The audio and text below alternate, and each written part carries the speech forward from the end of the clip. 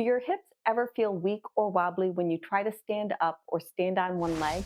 That instability can quietly throw off your balance, and most people don't even realize that the hips are the root of the problem. Today, I'm going to show you 5 simple exercises to help strengthen your hips so that you can walk with better balance and more confidence. Standing hip abduction.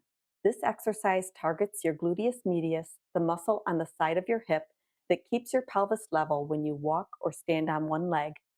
Stand tall behind a sturdy chair or near a counter and lift one leg out to the side. Keep your toes pointing straight forward. The movement should come from your hip, not from turning your foot outward. Keep a slight bend in your stance knee. That soft bend gives you more stability and prevents you from locking your knee or shifting your weight into your back. You'll also want to engage your core muscles by drawing your belly button to your spine. This activates the transverse abdominal muscles, which acts as a corset. Move slowly and with control. It's not about lifting high. Even a small range can build strength as long as your trunk stays steady and your pelvis stays level. Avoid leaning to the opposite side. That's your body trying to compensate, but we want the hip to do the work. If you don't have a band, you can use a light ankle weight or simply perform the movement without any resistance. If you need to, use both hands on the chair for extra support. You'll want slow, steady lifts, feeling the outside of your hip doing the work. Stay controlled, no swinging, no momentum. Let the muscle do the lifting. Next, we're going into standing hip extension. This strengthens your gluteus maximus, the big muscle in the back of your hip that helps you stand upright and stabilize your pelvis. Stand behind a sturdy chair or counter and keep your chest lifted. Shift your weight slightly onto one leg and gently extend the opposite leg straight back. The motion should come from your hip, not from arching your lower back. Think about sliding your heel straight behind you rather than kicking upward. The range is small, just a few inches, and that's exactly what we want. Keep a soft bend in the stance knee for balance. This helps your pelvis stay level and prevents you from locking your knee. Move with control, no swinging or momentum. Slow lifts and slow lowers build more strength than fast motions. You should feel this in the back of your hip and maybe a little in your hamstrings, but not in your lower back. If you want to make this a little easier, reduce the range of motion or keep both hands on the counter for extra support. You can also pause at the bottom between repetitions to reset your balance. To add a challenge, use a resistance band around your ankles or a light ankle weight. A good variation is to hold the leg back for 1 or 2 second pause before returning to start. That pause really wakes up the glute and improves pelvic stability. Keep your posture tall and avoid tilting forward or leaning heavily to one side. For this exercise, you'll want to do between 8 and 12 repetitions depending on your fitness level. If these kinds of safe, practical PT exercises are helpful, please like this video and subscribe. Now we're going to work on a movement that builds strength and balance at the same time, the reverse step tap. This one challenges your ability to control weight shifting, which is something we need every single day when we turn or catch ourselves from losing balance. Stand tall behind a counter or chair and start with your feet hip width apart. Light fingertip support is fine here. Slowly step one foot straight back and gently tap the toes on the floor behind you. Then bring that leg forward again with control. Keep the majority of your weight on the front leg. That's your anchor.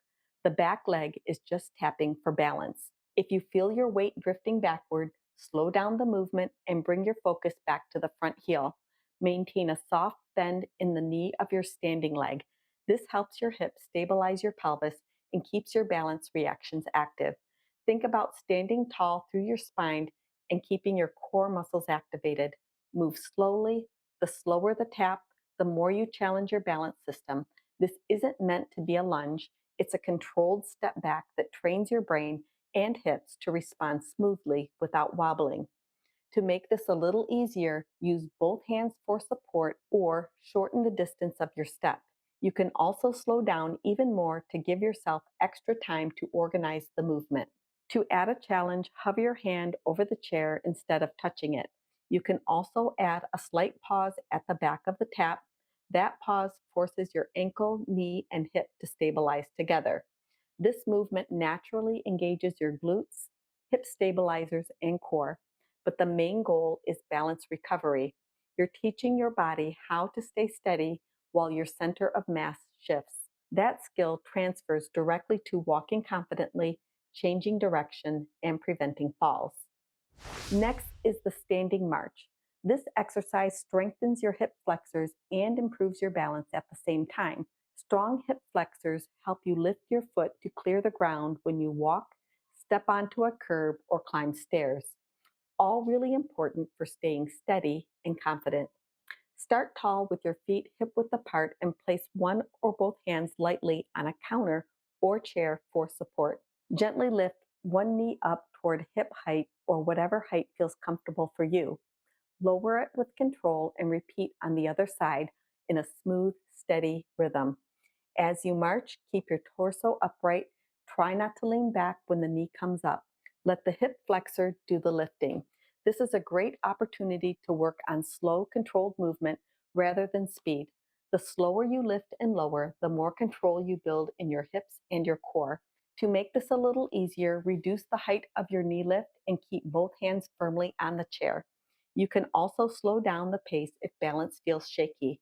To add a challenge, you can use a light ankle weight or lift the knee a little higher while keeping full control.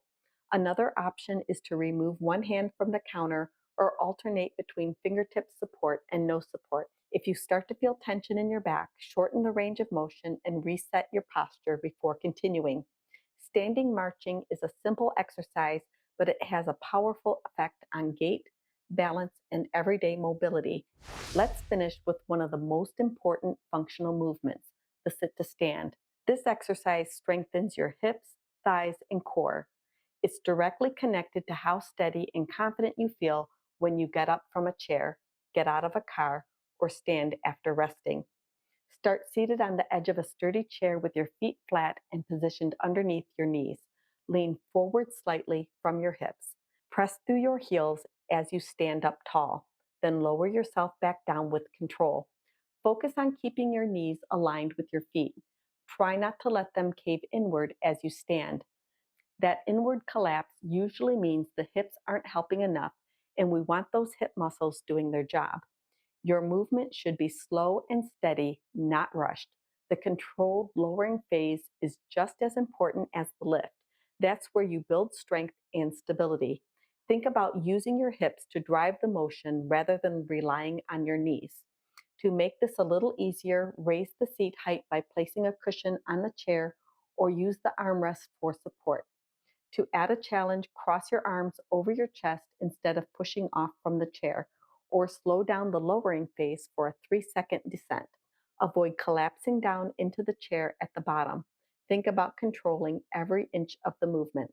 Practicing sit to stands builds confidence, improves hip and knee strength, and directly supports your ability to stay independent and steady. When your hips are strong, your whole body and balance system work better. The next step is to connect your hip strength to your core strength. So click this video next to improve your balance by strengthening your hips and core.